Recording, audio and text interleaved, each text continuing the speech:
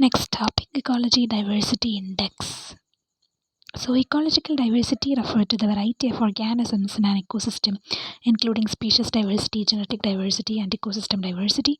Ecological diversity index is a measure of the diversity of the ecosystem based on various parameters such as the number of species, their relative abundance, and their distribution.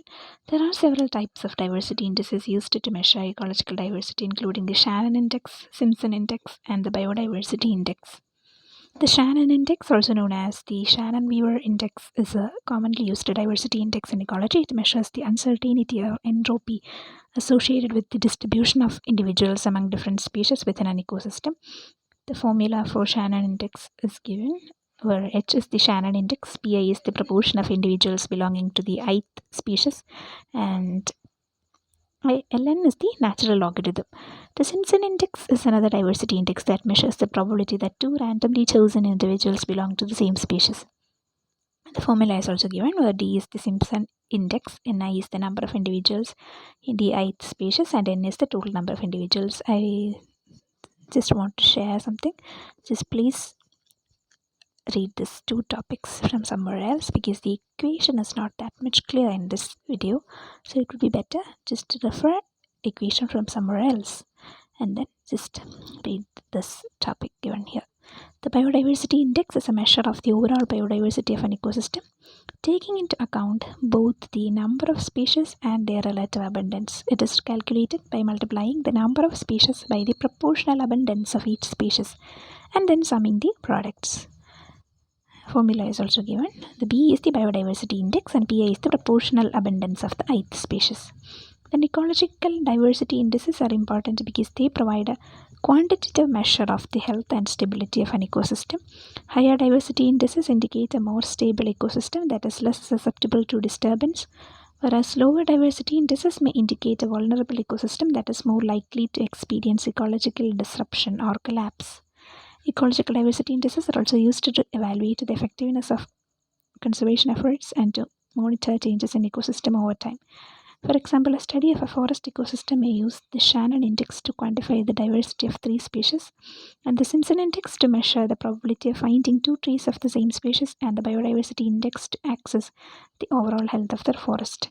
A marine biodiversity survey may use diversity indices to compare the diversity of different habitats such as coral reefs and seagrass beds, and to check changes in biodiversity over time due to human activities such as pollution or overfishing.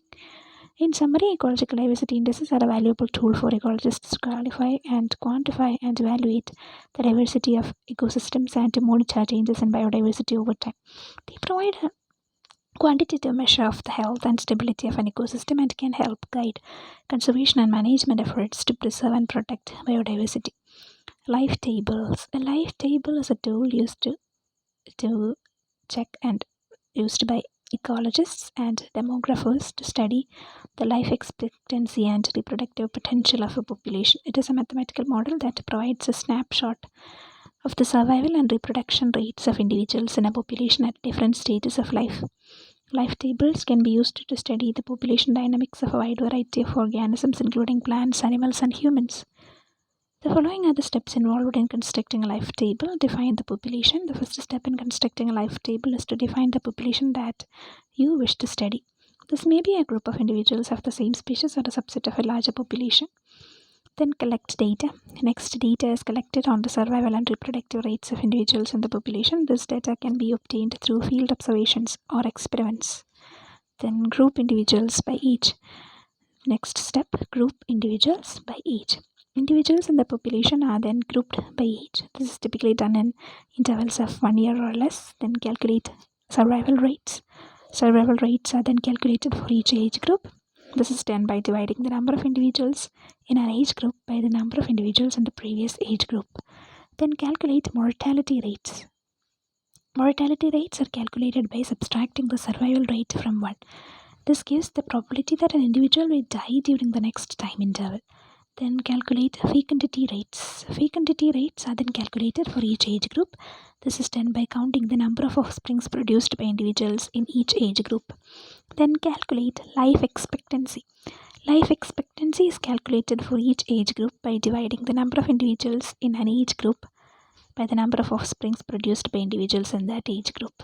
Then calculate other demographic parameters. Other demographic parameters such as net reproductive rate, generation time and reproductive value can be calculated using data from the life table. Then some important points to keep in mind while interpreting life tables include life tables provide a snapshot of population dynamics at a particular point in time. They are subject to change as environmental conditions and other factors affecting the population change. Life tables can be used to compare the survival and reproductive rates of different populations or subpopulations. Life table can be used to study the effects of environmental factors such as temperature or precipitation on population dynamics. Life tables can be used to predict the future growth or decline of a population. Examples of life tables include those used to study the survival and reproductive rates of different bird species or the survival rates of different cohorts of human populations. Life tables can be an important tool for understanding the population dynamics of a wide range of organisms and can help inform conservation and management strategies for endangered species. Then biodiversity. Biodiversity refers to the variety of life forms present in a particular ecosystem, region, or the entire planet. It includes the diversity of species, genetic diversity within a species, and the diversity of ecosystems. Biodiversity is a crucial component of the natural world and it provides numerous benefits to human beings, including the provision of food.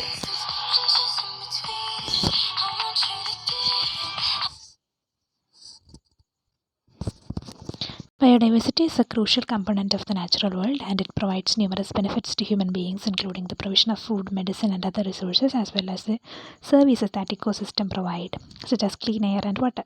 The importance of biodiversity can be seen in the following points, like ecosystem services. Biodiversity is essential for the functioning of ecosystems and the services they provide. For example, forests help to regulate the climate by absorbing carbon dioxide and releasing oxygen, and wetlands help to purify water by filtering out pollutants. Then economic benefits. Biodiversity is also important for economic reasons. Many industries such as agriculture, fisheries, and forestry rely on biodiversity to provide raw materials, and many pharmaceuticals are derived from natural sources. Then cultural importance. Biodiversity is also important for cultural reasons. Many indigenous peoples and local communities have traditional knowledge about the use of biodiversity for food, medicine, and other purposes. Then ecological balance. Biodiversity helps to maintain ecological balance. Each species plays a unique role in the ecosystem, and the loss of even a single species can have far-reaching consequences. Some of the major threats to biodiversity include habitat loss, climate change, overexploitation of resources, pollution, and invasive species. To protect biodiversity, conservation efforts are required at local, national, and international levels. This can include the establishment of protected areas, the promotion of sustainable resource use, and control of invasive species. Diversity indices are tools used to measure biodiversity. Some of the commonly used indices include the Simpson's Diversity Index, the Shannon-Wienia Diversity Index, and the Margalef Diversity Index. These indices take into account the number of species present, the abundance of each species, and the evenness of the distribution of species. By measuring and monitoring biodiversity using these indices, conservationists can better understand the impacts of human activities on ecosystems and take action to protect them. Then survivorship curve. A survivorship curve is a graphical representation of the number of individuals of a particular species that are alive at different stages of their life cycle. It shows the percentage of individuals surviving at different ages or stages, and it provides insight into the mortality and life history characteristics of a species. There are three types of survivorship curves. Type 1 curve. It is characterized by high survivorship in the early and middle stages of life, with a sharp decline in survivorship in old age. This type of curve is observed in species with low mortality rates and high investment in parental care of their young. For example, humans and elephants have a type 1 survivorship curve. Then type 2 survivorship curve. It is characterized by Type 2 curve. It is characterized by a constant rate of survivorship throughout the life cycle. This type of curve is observed in species with a constant mortality rate such as birds and rodents. Then type 3 curve. It is characterized by low survivorship in the early stages of life with high survivorship in later stages. This type of curve is observed in species with high mortality rates early in life such as many invertebrates and plants. The survivorship curve is an important tool for studying the ecology and evolution of different species. It provides information about the age structure of a population, which can be used to understand patterns of growth, mortality, and reproduction. It also helps in predicting the future population size of a species and estimating its potential impact on the environment. For example, if a population of a species has a type 1 survivorship curve, it suggests that the species has a low mortality rate and invests heavily in parental care. This information can be used to develop conservation strategies to protect the species and its habitat. In addition, survivorship curves can be used to compare different populations of the same species or different species with each other. For instance, comparing survivorship curves of two different species can help to understand how they differ in their life history strategies, such as reproductive output and survivorship rate. Overall, survivorship curves are essential tool for studying the ecology and evolution of different species. Then growth rate. The growth rate of a population can be defined as a change in the number of individuals in a population over a given time period. The growth rate equation and graph are important tools used in the study of population ecology. The growth rate equation is growth rate is equal to births plus immigration minus deaths plus emigration. This equation is used to calculate the rate at which a population is growing or declining. The growth rate can be positive, indicating an increasing population, or negative, indicating a decreasing population. The growth rate graph is a visual representation of the population growth rate over time. The x-axis represents time and y-axis represents the population size. The graph can be divided into three phases like exponential growth, transitional growth, and carrying capacity. Then exponential growth occurs when a population grows at an accelerating rate as resources are plentiful and there are few limiting factors. This phase is represented by a steep upward slope on the growth rate graph. Then transitional growth occurs and the population growth rate slows down due to the depletion of resources or the presence of limiting factors. This phase is represented by a steep forward slope on the growth rate graph. Then carrying capacity is the maximum population size that can be sustained by the available resources and development. At this point, the growth rate levels off and remains relatively stable. This phase is represented by a plateau on the growth rate graph. The growth rate equation and graph are important tools in understanding population dynamics and how populations change over time. They are used to study the factors that influence population growth and decline, such as resource availability, environmental factors, and the presence of predators or competitors. For example, ecologists might use the growth rate equation and graph to study the population dynamics of a particular species of bird by monitoring the number of births and deaths, as well as tracking the movements of individuals in and out of the population. They can calculate the growth rate over time and determine the factors that are influencing population size. This information can be used to develop management strategies to ensure the long-term survival of the species. Then parsimony. Parsimony is a principle in science that is used to choose the simplest scientific explanation that can account for a given set of observations. It is commonly used in fields such as evolutionary biology, phylogenetics, and systematics. The principle of parsimony is also known as Occam's razor, named after the English logician William of Ockham. The principle of parsimony is based on the idea that the simplest explanation is often the best explanation. This is because a complex explanation requires more assumptions and is more likely to be wrong. Therefore, the simplest explanation that can account for the data is preferred. In phylogenetics, the principle of parsimony is used to infer the evolutionary relationship between different species. This is done by constructing a phylogenetic tree which shows the evolutionary history of the species. The tree is constructed by comparing the genetic or morphologic characteristics of different species and grouping them based on their similarities and differences. The principle of parsimony is used to choose the most likely evolutionary tree based on the available data. This is done by selecting the tree that requires the fewest evolutionary changes. This is because each evolutionary change represents an additional assumption and therefore the tree with the fewest assumption is preferred. For example, consider a group of 5 species A, B, C, D, E, and if we compare their genetic characteristics, we might find that species A and B share a characteristic that is not found in species C, D, or E. Based on this information, we might construct a phylogenetic tree that groups species A, B, and together and separates them for species C, D, and E. However, there are other possible trees that would also account for this data. For example, we could group species B and C together and separate them from species A, D, and E. The principle of parsimony would favor for first tree because it requires fewer evolutionary changes. The principle of parsimony is also used in other fields such as model selection in statistics and hypothesis testing in psychology. It is a powerful tool for simplifying complex data and making it more manageable. However, it is important to remember that parsimony is not a guarantee of truth and that more complex explanations may sometimes be necessary to account for the data. Then, geological time scale. The geological time scale is a system that divides Earth's history into time periods based on major geological and biological events. It is a chronology that helps to understand the history of Earth and its inhabitants. The geological time scale is divided into eons, eras, periods, epochs, and ages. Each time unit is characterized by specific geological and biological events. Here is a detailed explanation of each time in the geological time scale. Eons are the largest subdivisions of the geographical time scale. There are two eons in the geographical time scale: the Paleozoic, Phanerozoic eon and the Precambrian eon. The Phanerozoic eon is the current eon and spans from Phanerozoic eon is the current eon and spans from 541 million years ago to the present day.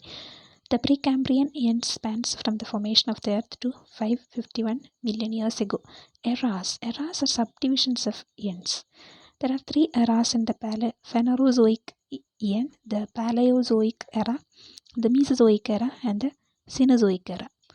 The Paleozoic era spans from 541 to 252 million years ago and is characterized by the development of life forms such as fish, amphibians, and reptiles. The Mesozoic era spans from 252 to 66 million years ago and is known for the rise of dinosaurs and the emergence of birds and mammals. The Cenozoic era spans from 66 million years ago to the present day and is characterized by the diversification of mammals, birds, and flowering plants. Then periods. Periods are subdivisions of eras. There are 11 periods in the Phanerozoic era. For example, the Permian period, 299 to 252 million years ago, is characterized by the emergence of reptiles and the mass extinction of many species, while in the Jurassic period, 2001 to 145 million years ago, is known for the dominance of dinosaurs and the emergence of first birds. Epochs are subdivisions of periods. The Cenozoic era is divided into three epochs: the Paleocene epoch, 66 to 56 million years ago; the Eocene epoch, 56 to 33.9 million years ago; and the Miocene epoch, like 23 to 5.3 million years ago. Each epoch is characterized by specific geological and biological events. Then ages are subdivisions of epochs. For example, the Neogene period of the Cenozoic era is divided into Miocene and Pliocene epochs, which are further divided into several ages based on geological and biological events. The geological timescale is important for understanding the history of Earth and the evolution of life. It provides a framework for studying the distribution and diversity of fossils as well as the geological events that shaped the planet's surface. By using the geological timescale, scientists can also correlate rock layers from different regions and study the changes in climate and environment over time. It's used in geology, paleontology, and archaeology, rock dating, and fossils and artifacts, and helps to reconstruct the history of Earth's continents and oceans. Human activity study is a part along with future changes prediction in Earth's climate and ecosystems. Trophic interactions. Trophic interactions refer to the interactions between organisms in food web where one organism consumes another organism for energy and nutrients. These interactions play a crucial role in the functioning of ecosystems and the maintenance of biodiversity. Trophic interactions can be broadly classified into three categories like producers, consumers, and decomposers. Producers are organisms that produce organic compounds from inorganic substances through the process of photosynthesis.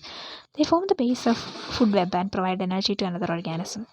Examples of producers include plant, algae, and some bacteria. Consumers are organisms that consume other organisms for energy and nutrients.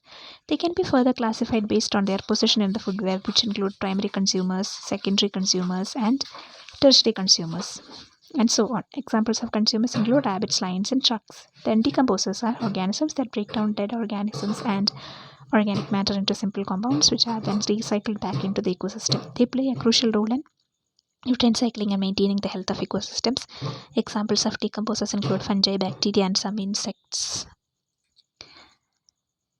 Trophic interactions are not always straightforward, as they can involve multiple species and complex food webs. Trophic interactions can have a significant impact on population dynamics and community structure. Then trophic cascades occur when changes in one trophic level affect other levels in food web. Keystone species are species that play a disproportionately large role in maintaining the structure and function of an ecosystem. Human activities such as overfishing and deforestation can disrupt trophic interactions and have significant impacts on ecosystems. Examples of trophic interactions in ecosystems include a lion hunting and killing a zebra for food, a snake eating a mouse which is in turn eaten by a hawk, a decomposer breaking down a fallen leaf into simple compounds, a bee collecting nectar from a flower for energy. The importance of trophic interactions lies in their role in maintaining the balance and stability of ecosystems. They are also important for the cycling of nutrients and energy through the food web, which is necessary for the survival of organisms at all trophic levels. Then, understanding trophic interactions is essential for effective management and conservation of ecosystems.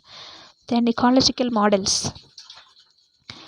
Ecological models are simplified representations of complex ecological systems that help researchers understand and predict ecological phenomena. These models can be mathematical or conceptual and are often used to explore the consequence of different management strategies and predict the effects of environmental changes in ecological systems.